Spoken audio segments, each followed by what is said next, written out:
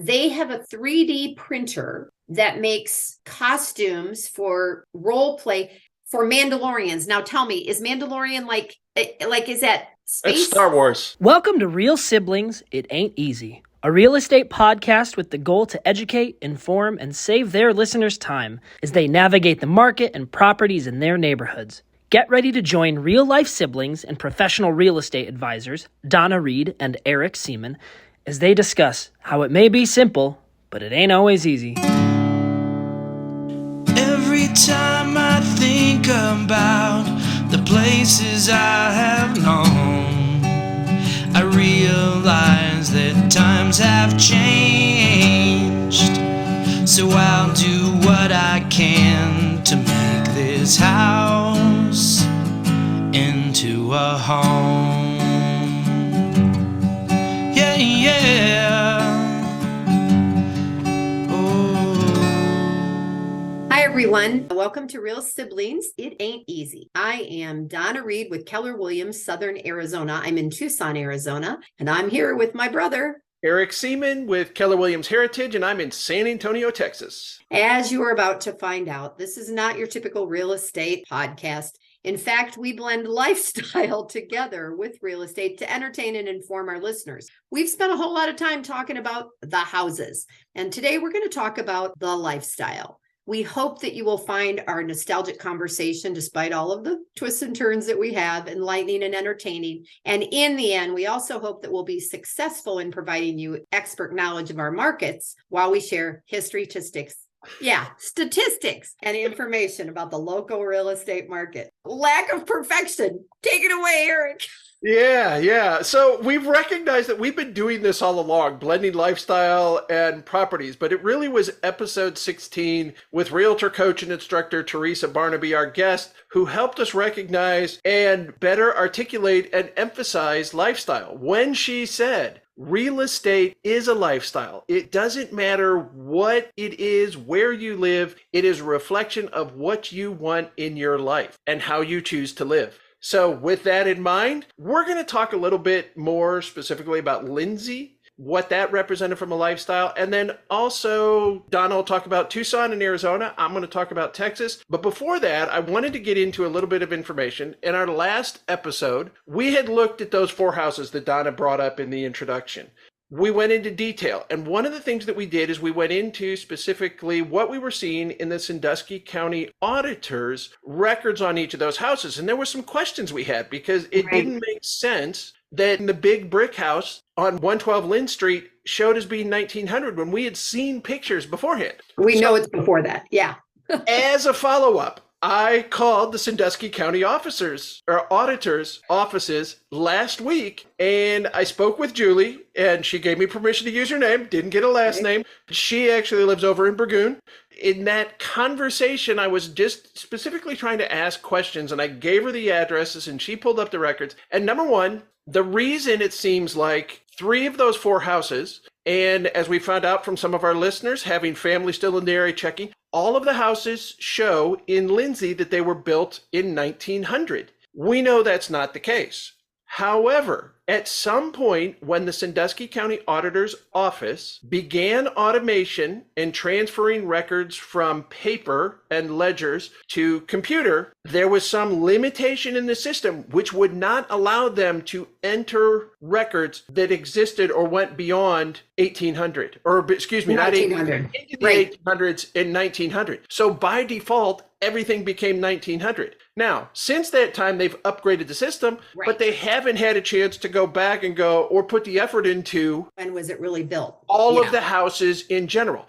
If it's a specific historical house, Rutherford B. Hayes' house, obviously that record is adjusted because we know when it was built. General George Croghan's house. Some of the other stuff that is very specific, they've made adjustments to. But unless the owner comes back with specific information, they're not doing it. So that was just interesting to me. The other part, especially, because we've always known, or we've always thought, been told that home that we lived in on Lynn Street was like the oldest in town, one of the oldest. And I think it was, as I remember, there was a big piece of land, actually the part of the land out behind the school that went down towards the cemetery.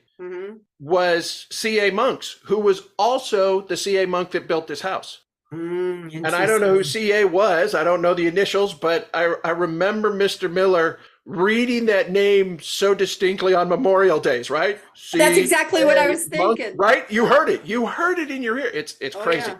The other part that I wanted to check on, because we lived on the first house on Main Street was, as far as we're concerned, 2 stories. What was explained to me is they show that as being an attic and a finished attic only because of the slope of the roof from the roadside. We had like 2 big rooms and a little room up there. I said, there were 4 kids that lived upstairs in that area that was a finished attic. It was wow. So terminology, they use conventional, and a conventional is either a single or a 2-story. Oh. A bi-level, which would be more along the lines, as I'm recalling it, out on the country where Eichers, Niswanders, and Overmeyers lived. Yeah. All 3 of those houses, as I recall, were what would be considered a bi-level. Garage, up a few stairs into the living, then up into area that was above the garage. Then they have multi-level, which is more than 2 living floors. So if for some reason there's a 2-story like duplex, the other part that went into multi-level was 134 North Main. Right. I was considered that a multi-level. So attics, finished and unfinished. And of course, if someone doesn't go in and tell them, they don't have the resources to go send someone out and go walk through the houses to see what's there. Well, and maybe it's changed, right? I mean, who knows? Okay. So that's the reason why 1900. And that's the reason why we were a bit confused as to how they categorize things. I asked the question specifically about the 2-story brick with the mansard roof. If that was 6 foot tall, and they said if it had sheetrock in it, if somebody buys the house and puts sheetrock and finishes off square walls, then it'll be converted to living space if they report it. Otherwise, it's not. So that part that I want to bring up to you, and you tell me from your standpoint, I don't know of anybody from a property tax standpoint who wants to pay more in property taxes. And just increase things and say, well, yeah. No, you're right. So that will never happen. In San Antonio, when they convert a garage into living space, they leave the garage door on it. Why? So that from the street, it still looks like a garage and they don't have to pay for that as living space. However, we know that when it goes to sell, what happens? Yeah, then they're going to say, is it permitted, and do all that kind of stuff. Exactly. Yeah. There's all kinds of stuff on the back end when they actually go to sell. It's great for those few years that they don't pay the property taxes, but when they want to sell it, it's like, yeah, but we have 400 square foot of living space. Okay, brother. Really. So, we weren't going to talk that much about the house, and now we just talked a whole lot about the house. So let's talk about lifestyle. And part of it, you guys, is this time, if you're watching on video, we purposely left our rooms exposed so that you can see where we are. You can see that Eric and I both kind of have a lot of things on the wall, and I'm laughing, Eric.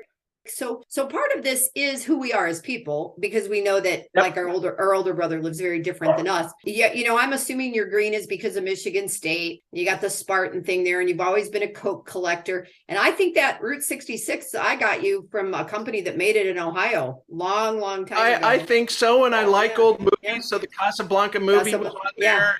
Yeah. There's a picture of the Capitol building that goes back to my high school days. One of my high school classmates, when we went to Washington, D.C. in spring of 1983, took that picture, and then he did the silk screen and gave it to us as gifts. That was hard. So, everything means something. And what about you? Yeah, so for me, the Serape? The serape I got in Mexico and Up With People in 1977. And next to that is things from Belgium. That's a dish towel from Belgium with the atomium and stuff. And then hanging over there is old pictures. And the one that you can kind of see that's turquoise and purple, I just got from another Up With People alumni who does a lot of women painting. And then we donate to a nonprofit if we get it, if we win it online. Where's that? The turquoise, is that the that turquoise and purple thing right there? Okay, I can't tell that it's purple. I'm seeing everything's coming through is kind of blues to me. And I don't know if you know that, but that green lamp that's hanging there, I got at the baby show one year when they were closing out one of the booths with, And that's Gil's picture of the desert, and the one that's with the light reflecting on it. That's with the Gamble's quails in it. Is that the one with the quail in it? Okay. And a cowboy and stuff. And then the other picture is one that I did in pastels in like 9th grade for grandma. You can't see it very well because the light reflecting. Because of the glare. And my guitar case, which is totally falling apart with, the guitar that I can play 8 chords on. So this is a little bit of our lifestyle in our home, right? This is where we live. But tell our listeners what took you to San Antonio, even like to go there. Okay, in 1992, actually late 1991, I was back in Germany from Desert Shield, Desert Storm. There was a promotion board, but before the promotion board, there was what they call a RIF board, reduction in force. We had just beaten Saddam Hussein, which at the time was the third largest army in the world. The Berlin Wall had fallen, peace was breaking out, and I was told I wasn't needed anymore. So I hooked up with a headhunting company called Military Recruiting Institute, MRI. And 3 weeks after I was discharged at Fort Dix, I interviewed in Houston. I did 12 interviews in 2 days, got 2 offers. One was going to ultimately train me in Dallas and end up placing me in downtown Chicago. And the second was San Antonio. Having family in Chicago, knowing how much I already did not like traffic, it was a very easy decision for me to go, hello, welcome to Texas. And wow. I didn't know that about Chicago. My 31st anniversary is coming up in May. So, and it's ironic because Dan got out at the same time. So Dan ended up working near Fort Riley in Manhattan, Kansas, also from the reduction in forces and not the officer promotion that may or may not have happened. So, and for me, I came to Tucson because of Up With People. My husband was from Tucson. We lived in Ohio 20 years, but he always missed the desert. He always missed the mountains.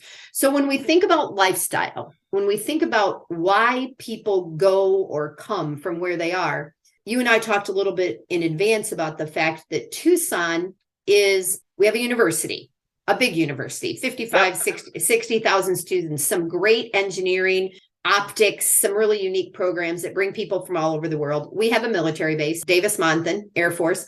And we have a whole lot of senior citizens. Woo, so seasoned citizens, yes. Yeah, seasoned. There you go.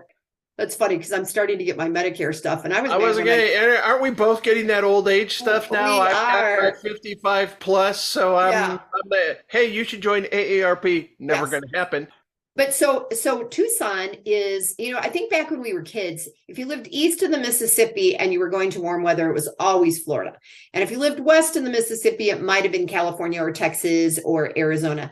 Arizona is huge with seasonal visitors, sometimes a month at a time. But as you and I discussed, our population doubles almost in the winter. We have people with second and third homes here. Our feeder cities are Chicago and Minneapolis and Milwaukee and all the places. Okay, that's a term I've never heard before. That's what I was trying to ask. Where do they come from? And you call it feeder cities. That's feeder cities. Yeah. Makes sense. Good terminology. Yeah, you were just talking about Chicago. Chicago's one of the largest groups here. We also have a lot from Ohio, which is fascinating. But people come for several reasons. One is don't want to shovel snow, but they still have family back in those other places. They've paid for their homes. They have no reason that they can't come here for half the year. At church, we see it. We see it in the parking lot.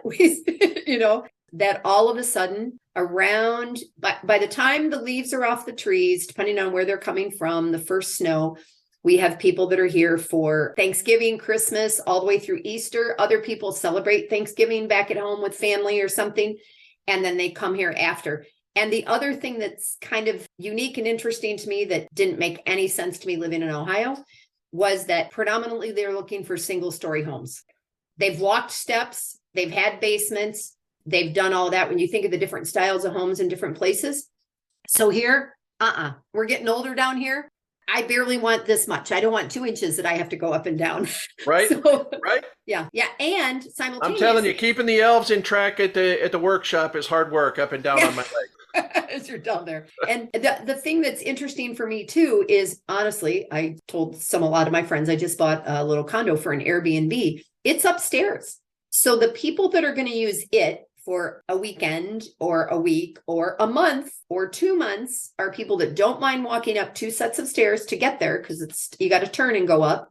But they are also the people that are the hikers and the bikers and the people that are the birders that are going to be out in the desert in the winter months here and pretty physically fit, frankly, So so when they do a census, yeah, and if they started at the beginning of the year, do those snowbirds report Arizona? No, it depends what's on the tax records. Most of them report where or their mailing address is for the what rest their of the primary year. residence is, what they can carry as a homestead. And that's always a thing in the tax base when people are voting for schools and stuff. When you have people that go, I only live here half the year, my kids are grown. It's always an interesting topic of discussion, I will say. Yeah. Right. And while you've had that, I'm sure you've seen Tucson have some steady growth while you in the 20 years. Oh, yeah. Oh, yeah. But in the 30 years now that I've been down here in San Antonio, we don't get that snowbird population. We do not have, well, there are some, but they don't buy homes. They come in RVs. So we have RV parks, which will swell during winter months. But it's people who are coming really for a much shorter period of time. They don't buy houses and then go back to other houses. We have had much more of a steady progression and growth year over year over year in the 31 years I've lived here, to where our full city population is 2.5. You look at the metro area now, and you add another 300, 400,000 people in all the little suburbs.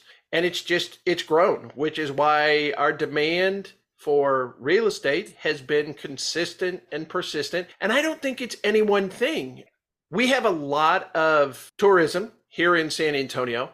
Right. Our conference business, our convention business, we have been selected because of our facilities for multiple NCAA basketball tournaments, which is coming up this month, as well as Final Fours here in town. So we get a lot of that kind of business, but it's in and out, temporary, and hasn't been a consistent buildup.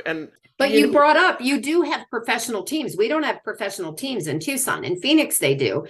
In the Keller Williams real estate world of entertainment and sports, the sports piece here in town doesn't make any sense for me to participate in. Whereas and you guys are so close to Phoenix. Yeah. There's not going to be another team anytime in our lifetime. Right. Just like San Antonio has tossed it around for years. Heck, the Alamo Dome that we talked about, and I'll say talked about incorrectly in our episode about the rodeo, it's the AT&T Center is where the rodeo's at. And I said that, and I agreed with you on Alamo Dome. So anyhow, the Alamo Dome was built and opened in 1993, the year after I got here, with the idea that it was going to lure an NFL team. Well, here we are, 30 years later, still no NFL team. We've gone through 5 different other teams. Our current is the San Antonio Brahmas, which are part of the XFL, which is Dwayne "The Rock" Johnson's co-owned football team, which is now playing at the Alamo Dome. Braema, is that like the bull or something like that? Yes, and they're pronouncing the Brahmas. Some of us, we pronounce it Brahmas, but they call it the Brahmas. And I'm just proud that I figured it out at all. Yeah, good for you. Good for you. So what do you consider Tucson lifestyle? Do you consider yourself urban, or do you consider it? Well, that might depend on where we came from, right? So when I came here, and we had 2 acres at the house on Main Street with apple trees and that little chicken coop barn that the kids converted. I couldn't understand why anybody would buy an acre of desert. Like, what do you do with an acre of desert? Neither could your dad. Yeah, you're right. You're right. And so, yes, I consider it urban because we're a gastronomic city. I mean, the food is rated in all over the world every time. We have a major university like an Ohio State, like whatever, with, thousands and thousands and thousands of people and educators. I could drive 150 miles in a day around the city for somebody that doesn't know where they want to live. And I told this to somebody the other day when we were comparing Ohio. It was another Ohioan. And we talked about Lindsey. It was 6 miles to Fremont. And then it was like 3 miles to this town. And it was 4 miles to that one. And everything seems very defined, like you left a town to get to the next town, Elmore, from Lindsey. But here, it just is starting to spread all the way up and down the highway. So 3 major cities, Tucson, Phoenix, Flagstaff, are growing together. And then the whole rest of the state, I mean, if you think of the Four Corners and Chinle and the Navajo Nation, it's beautiful landscape, but it's not heavily populated. So for me, that's a very long answer to say that for me, it feels a little urban, but it's nothing like Phoenix. Phoenix is not my place, not what I want to do. Right. I was telling you today, so I'm gonna share this as we were talking lifestyle. I got a referral from an agent in Denver. Yeah, Colorado Springs, Denver. The couple coming was specifically looking for an acre of land. They're looking at a manufactured house. and they want to be able to add to the well, and we have a well share. And the reason is they have a 3D printer that makes costumes for role play for Mandalorians. Now tell me, is Mandalorian like is that space? It's Star Wars. Star Wars, thank you. Boba Fett introduced in The Empire Strikes Back is where that all developed from. Well, the fact that I even recognized the word Mandalorian, I was pretty proud of myself. And they, so what they told me is that they have this is the way. Yeah. They have 2 months in Colorado where they can't do it because of the temperature. So they want to move down here. They need space. They have a lot of stuff. They have equipment, but they also need water to be able to wash these things off when they make them. First of all, the fact that they're printed on a 3D printer still boggles my mind. But this is a lifestyle, right? They have 53,000 Instagram followers for this thing that they do. And they know they need a warmer climate, and they know they need the ground to be flat, and they need to be able to have another business, and they need to be able to put water to it. Everything that would be considered urban, that's not happening, right? That's not going to fit. But comparing Tucson to Phoenix, I feel like Tucson at 1.5 million feels small and very, very much less developed. It's roads that are paved but don't necessarily have curbs and drainage.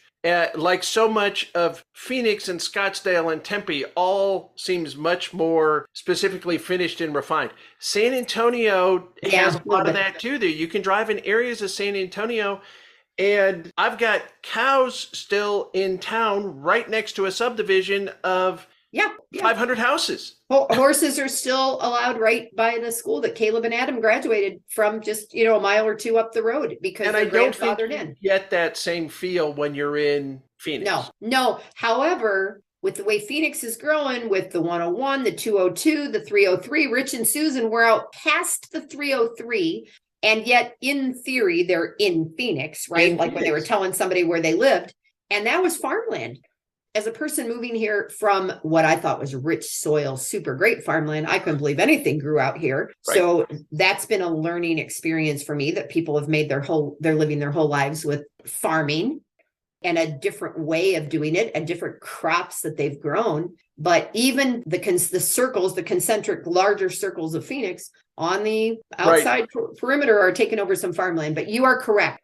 If someone is a 30-year-old that wants a job that's going to grow and progress and move them up in big city, they're going to go to Phoenix. If they're a little bit more chill, is that a good word? Yeah. It might be Tucson. Yeah. And for me, that's just enough. And I can drive to Phoenix if I want, and I can come home the same night. But yeah, this feels big to me as a kid that grew up in a town of 500 people, right? So right. Yeah. And I'm going to say before we close, challenge our listeners. If you could try to articulate what your lifestyle was and break it down to 3 words, because you and I both know that in dealing with inbound clients, trying to connect and figure out what they're really looking for beyond just saying, I need a 3-bedroom, 2-bath. Right. It's like, okay, why is that? Are you sure? The HOA, the non-HOA. Do you want to be more rural? Do you want to be in town? You live in a townhome. I live in a standalone house. Your in the country, at the top of a hill. You have neighbors on both sides. I bought 6.5 acres and going, holy cow, someone can move right there. I need more land. So very, very different. And for the 20 years we've been out here, people asked us, oh my gosh, that drive. And it's like, yeah, oh my gosh, that view. Yeah. There are disadvantages that we are willing to accept. But if you were going to try to, what were those 3 words? And I'm not even going to say, let's try to answer them ourselves right now. Think about it when we come back next episode, if we can come up with the 3. 3 words that, 3 words that convey what your lifestyle is. So anybody who wants to listen to answer that, but we got to go. Confusing and eclectic if you look around, right? There you go. Cluttered. Hey, look, this wall is really in good shape when you... I'm not saying it's dusted. You can't see if I've dusted it or not, but... I probably know the answer to that. From a design and a layout standpoint... It's quite artistic. If you looked at my desk just out of camera view, you might have a different opinion of me. Yeah. I followed the Albert Einstein Genius. Lots of piles. Oh, okay. Is that what it is? Yes. Tell yourself whatever you need to tell yourself. Okay. I need those affirming thoughts. Yeah. All righty. Why don't you? All right, we're going to close this episode. We want to thank everybody for listening and joining us again as we blended our lifestyle and property into what we call a real estate podcast. If you are in Arizona, specifically Tucson, or in South Central Texas or San Antonio, we are both realtors with Keller Williams Heritage. Donna can help you in Arizona. I'm here to help you in Texas. If you are around the country or even around the world, remember, we are part of a massive network of real estate agents, and we can help connect you with the perfect real estate agent to reflect and refine your lifestyle in where you're moving. So until next time, remember, it may be simple, but it ain't always easy. I'm Eric. And I'm Donna. And we are real siblings. Bye, y'all. Bye. Every time I think about the places I have known, I realize that times have changed. So I'll do what I can to make this house into a home. Yeah, yeah.